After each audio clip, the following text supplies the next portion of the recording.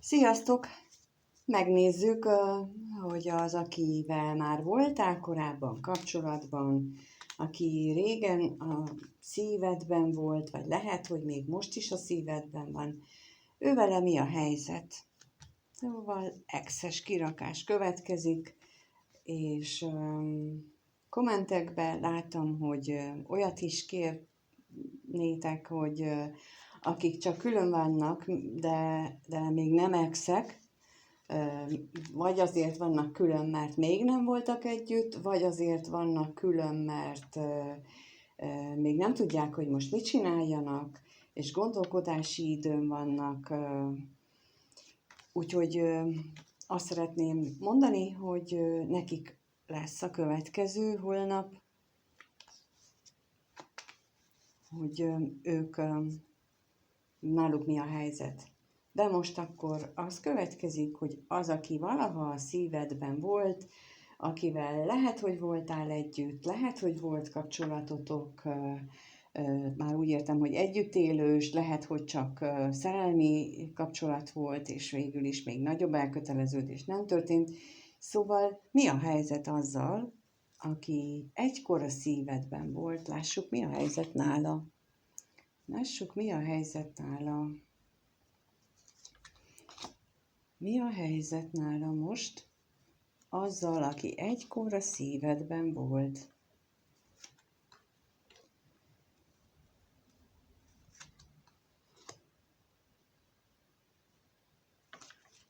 Úgy tűnik nekem, hogy jelenleg nem nagyon van köztetek kommunikáció, talán már elég régóta, és igazából elég hirtelen alakult ez úgy, hogy távolságtartás lett köztetek, és ez egy ideje már fennáll, ez a távolságtartás, ez a kommunikáció hiány, és jelenleg ez az alapszituáció, de megkérdezzük, hogy mit jelent itt a veszteség? A veszteség miért van itt?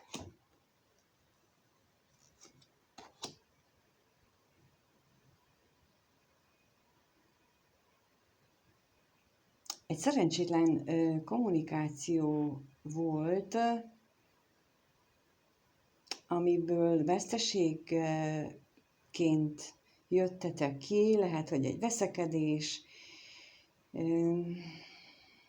Miért? Mit tudhatunk meg erről a kommunikációról? Tudhatunk-e meg erről? Milyen kommunikáció volt ez?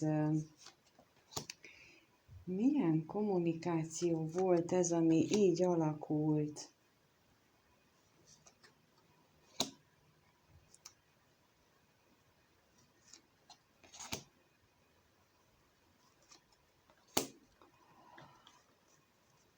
Tulajdonképpen úgy tűnik nekem, hogy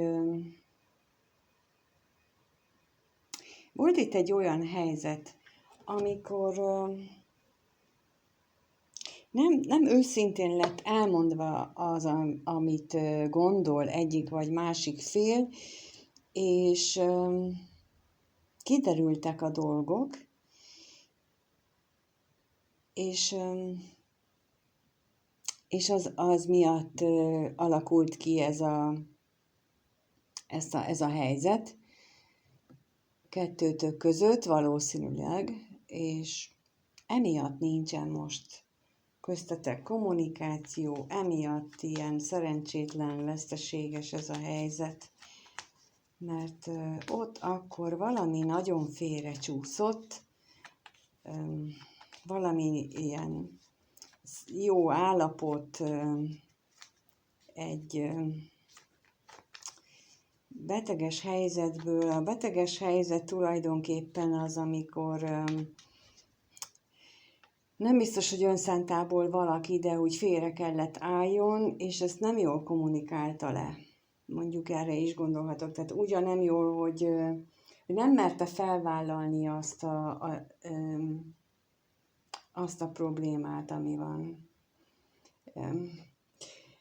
ifjú koromban, 15-6 éves koromban volt nekem is egy hasonló, hogy nem mertem felvállalni a valódi problémát, mert hogy mit szól a fiú, ha én elmondom neki azt, hogy miért nem megyek vele a strandra, és, és ezt simán elmondhattam volna, ehelyett más utat választottam, aminek az lett a vége, hogy összevesztünk.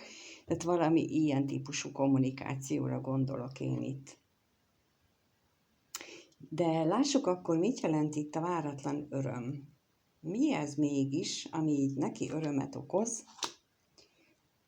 ebben a jelenlegi helyzetben?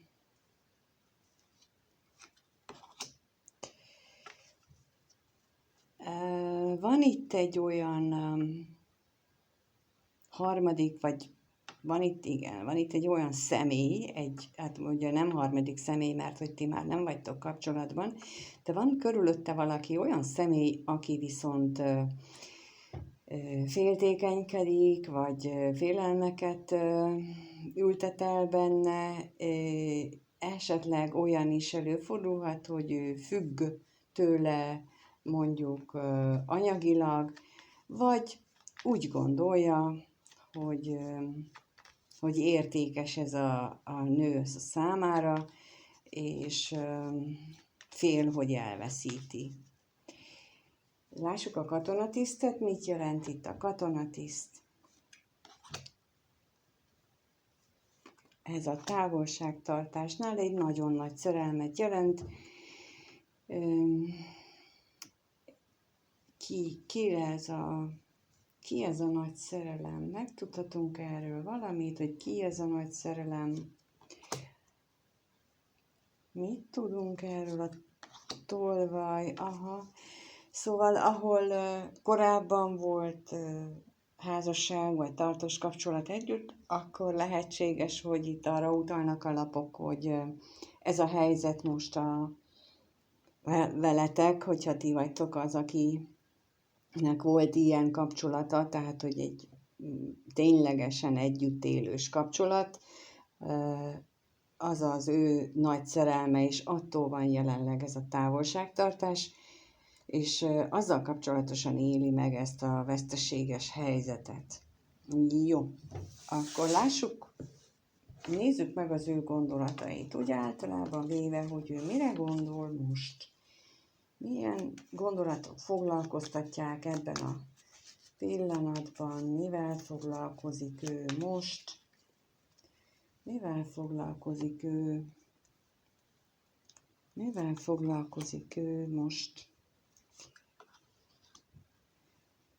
Mivel foglalkozik gondolatában ő, az az ex.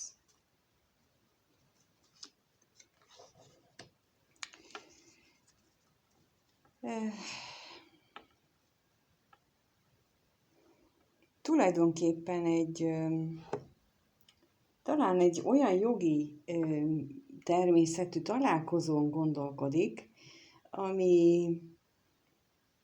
ami ha nem jön össze, akkor számára veszteséget jelent, vagy, ugye ez volt az A verzió, a B verzió az viszont egy olyan találkozáson gondolkodik, amit ő már elveszített korábban, tehát ő szerette volna már, hogy ez a találkozás létrejöjjön, de nem jött létre, és ő abban reménykedik, hogy most majd így segítséget kap hozzá, hogy ez megvalósuljon, és esetleg a gyermeklapjával azt gondolom, hogy ő egy új kezdetben is reménykedik, vagy gondolkodik ez esetben.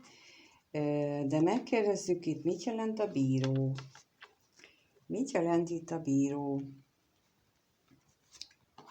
Miért van itt a bíró?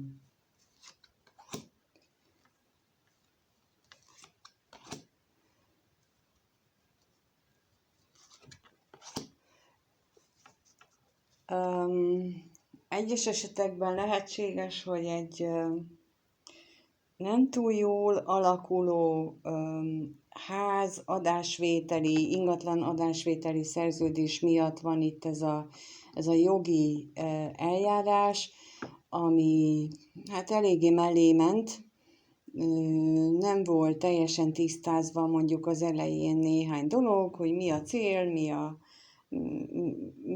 mi lesz vele kezdve, és tulajdonképpen emiatt ez egy veszteséges ügyletté alakult, és akkor ez az A-verzióhoz kapcsolódik, tehát amikor egy jogi ügylet, jogi találkozásra lenne szükség, ahhoz, hogy ezt a nem túl jól sikerült helyzetet akkor jó mederbe tereljék, egy új és egy sokkal jobb mederbe tereljék.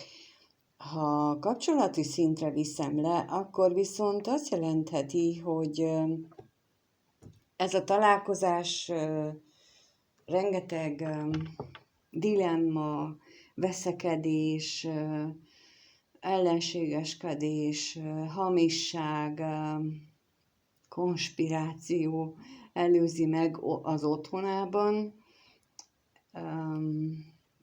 mert valószínűleg ez egy nem felvállalt találkozás lenne, de akkor megkérdezzük, hogy mit tudhatunk meg a találkozásról magáról. Azt tudjuk, hogy gondolkodik rajta, igen. Szeretné ezt a gondolatát egy üzenet formájában is megosztani, hogy gondolkodik egy ilyen találkozáson, és rengeteget gondolkodik a vágyakozásán is, hogy milyen nagyon vágyik erre a találkozásra, és ezt szeretné elmondani. Mit jelent itt az özvegyasszony? Az özvegyasszony mit jelent?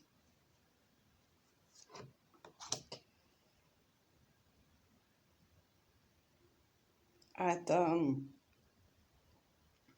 az előbb is ugye kijött már itt az özvegyasszony, és ott mondtam, hogy az anyával kapcsolatos, például, hogyha egy ilyen, vagy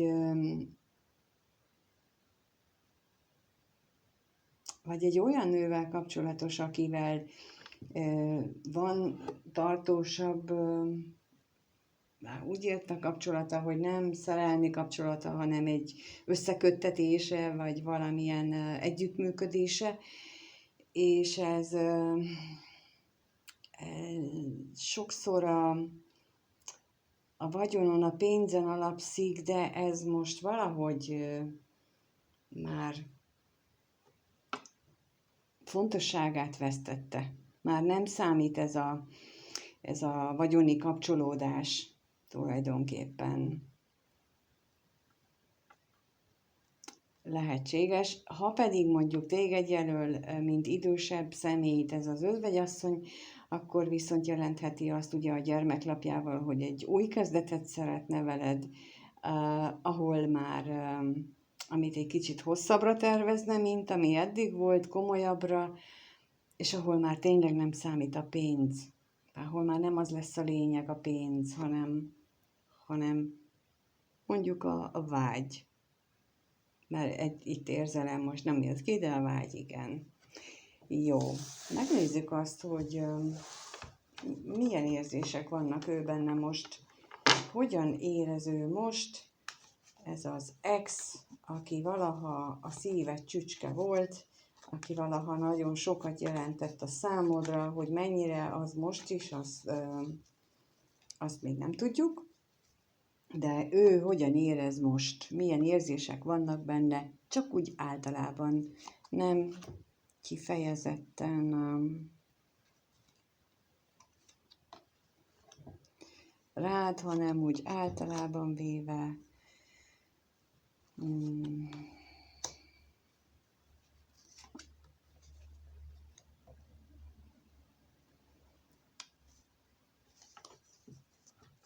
Hát ilyen hullámvasútban van. Hol jó kedve van, hol borzasztó szomorú, hol féltékeny, hol vidám.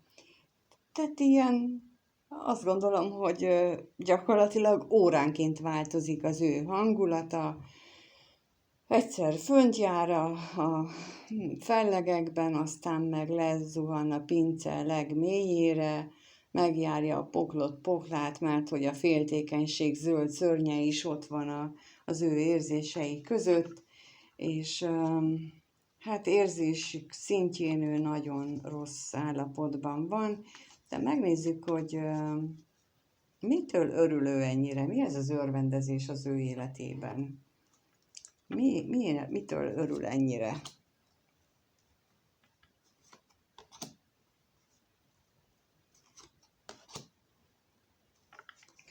Hát annak csak nem örül, hogy a szerelmes nővel nem találkozik, tehát inkább itt nem ezt jelenti,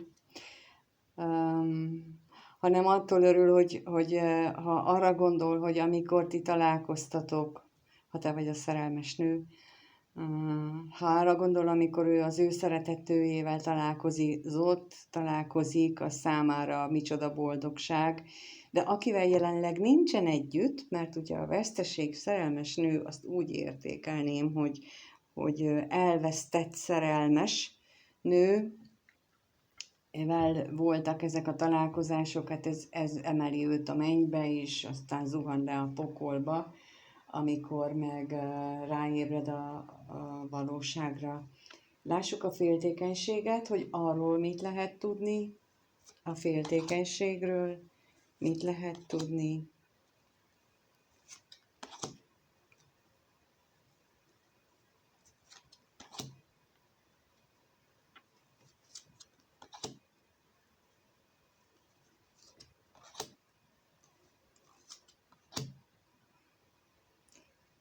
Hát azt lehet róla tudni, hogy ő most nagyon egyedül érzi magát. Nagyon magányosnak érzi magát ott, ahol van.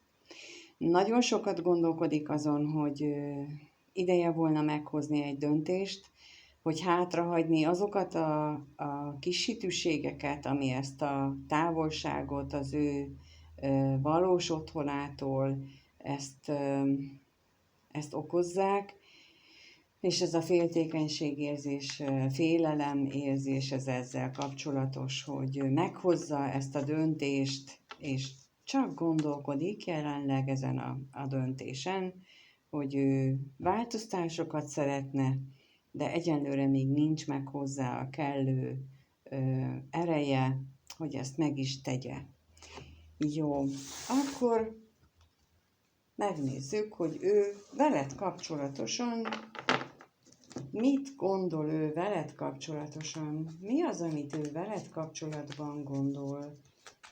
Mi az, amit ő veled kapcsolatban gondol? Mit gondol ő veled kapcsolatban? Mit gondol ő veled kapcsolatban? Milyen gondolatai vannak?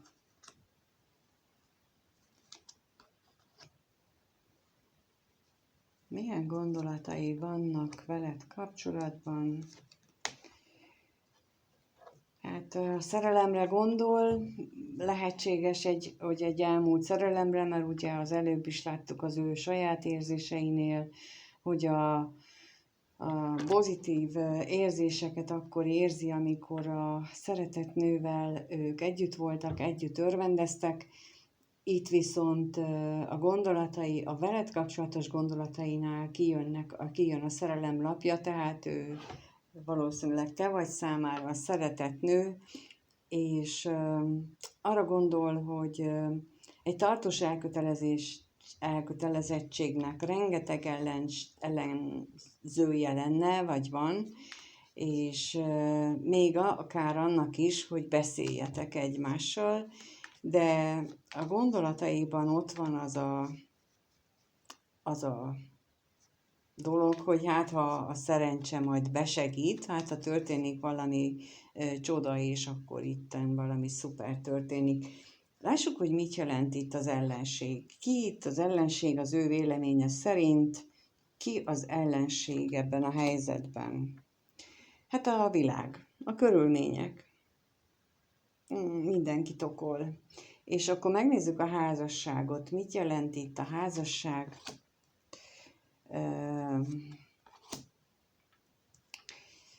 kevés esélyét látja ennek, amit mondtam, hogy tartós kapcsolat létrejöjjön veled kapcsolatosan, mert itt van egy olyan körülmény, ami hiány állapotot eredményez jelenleg pillanatnyilag. De megkérdezzük itt a szerelem rapjára, hogy ő mit gondol ezzel kapcsolatban, a szerelemmel kapcsolatosan neki milyen gondolatai vannak, milyen gondolatai vannak a szerelemmel. Nagyon szeretne egy újrakezdést, egy lelki, egy tüzes, szenvedélyes, de ugyanakkor egy nagyon mély lelki újrakezdést veled kapcsolatosan, mert az exről kérdeztünk, és akkor a veled kapcsolatos gondolatairól.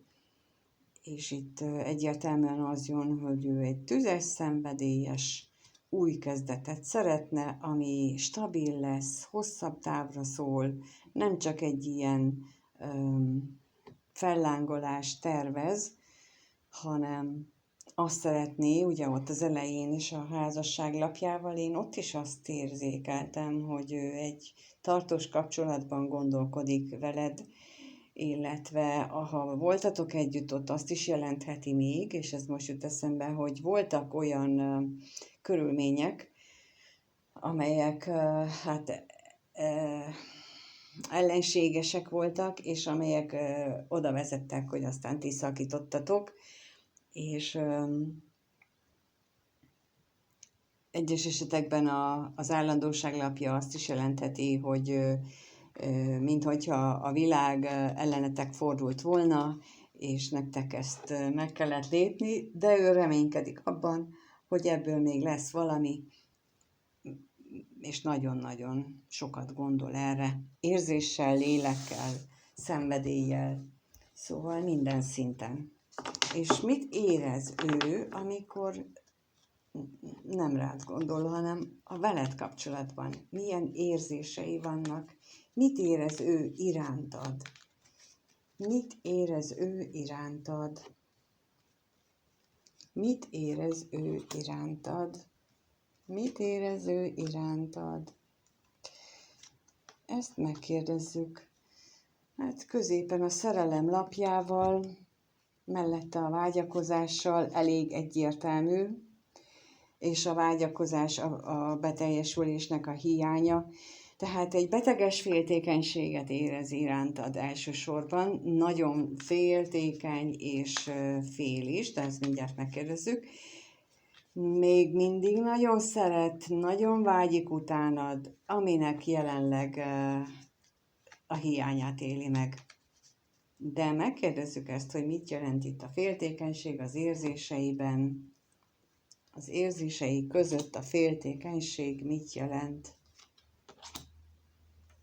Mit jelent az érzéseiben a féltékenység? Hát azt jelenti, hogy attól fél, hogy neked az otthonodban már van egy szenvedélyes kapcsolatod, és ő így kimaradhat. Igen, akivel te nagyon jól érzed magadat, és erről szól ez a féltékenység lapja itt. Mit mutat a vágy lapja? A vágy, hát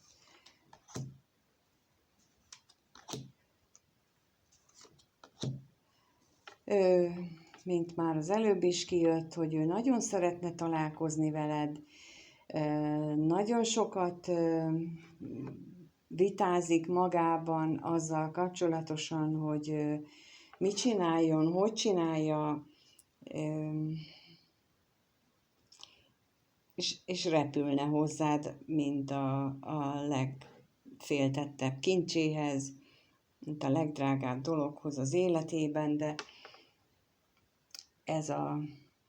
ezek az ő érzései. Tehát a szerelmes nő mondjuk nem jött ki, talán azért nem, mert ő nem biztos abban, hogy te szereted-e még őt, de az látszik, hogy ő neki érzései és vágyai is vannak veled kapcsolatosan minden szinten. Megnézzük akkor még azt, rákérdezünk, hogy tőle mire lehet számítani veled kapcsolatosan a következő 1-2 hétben. Ő tesz-e valami lépést feléd, és mit tesz feléd a következő 1-2 hétben? Lehet-e tőle számítani valamire? Mire lehet számítani? Ezt kérdezzük meg. Hopp. Hát agyalásra, azt látjuk.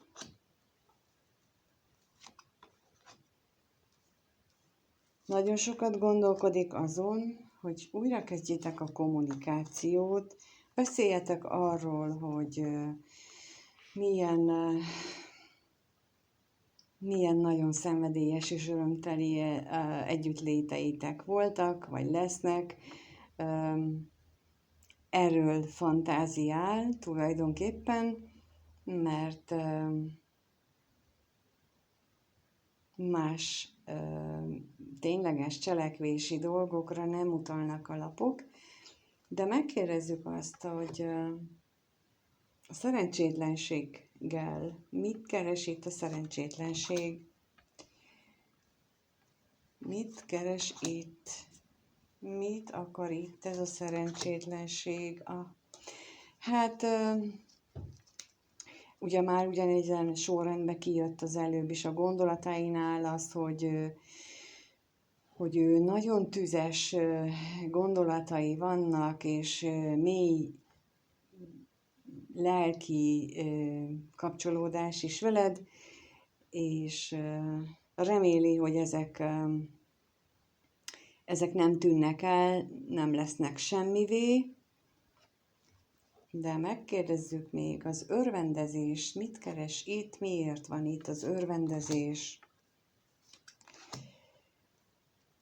És ismét csak a szerencsére bízza azt, hogy lesz-e találkozás, mert az nagyon örülne neki, boldoggá tenni ez a dolog, de valószínűleg ő csak abban tud gondolkodni, hogy a jelenleg ennél többet ő nem tudna neked ígérni, nem tudna felajánlani, mint egy ilyen röpke órákat. Itt már az előbb a tolvajnál is eszembe jutott, hogy ez ilyen nem felvállalt találkozás, kapcsolódás lenne, és itt most megint a katonatisztán megint csak megerősítik a lapok, hogy ő nagyon szeretne veled találkozni, nagyon szeretne veled beszélni, nagyon szeretne egy új kezdetet, de csak nem felvállalt módon, mert ugye a legelső kirakásnál ott volt, hogy van ott valaki az ő környezetében, aki ezt nem nézni jó szemmel, és egyelőre ő a jó fiút játsza ott. És ott mondtam el, hogy akkor ezen érdemes elgondolkodni, hogy még itt a következő 1-2 hetes időszakban is még itt tart, hogy ő a jó fiú, és ti csak a második vagy a sokadik helyre szorultok. Ennyit látok most az exekkel kapcsolatosan, és direkt úgy kértem, hogy itt mondjuk 3-as kapcsolódás ne azoknak jöjjön ki, akinek 3-as kapcsolódás van, hanem mindenki másnak, aki van, úgyhogy ezért is olvastam úgy a lapokat, hogy az a harmadik személy az egy olyan rokonnő lehetséges, vagy olyan ismerős barát a környezetében, akinek rá nagy befolyása van, és akinek ő nem tud egyenlőre ellent mondani. Ez belső gyermek sérülés, gyermekkorban szerzett olyan trauma, amit könnyedén lehetne hát nem gyógyítani, hanem önmunkával lehetne ezen változtatni, és akkor felmerné vállalni azt, hogy a saját véleményét, felmerné vállalni azt, hogy ő mit szeretne, és ugyanakkor megmaradhatna a tökéletes jó fiúnak is. Lehetne egyensúlyt hozni a kettőben, ha felnőtt módon kezelni, de ez a hallgatók zömére is érvényes. Tehát én mindenkit arra kérek, aki most hallgatja is, hogy az exet szidja, hogy magában is keresse ugyanezeket a dolgokat, mert mindig tükröt mutatnak számunkra, tehát amit látunk a másikban, az bennünk is ott van.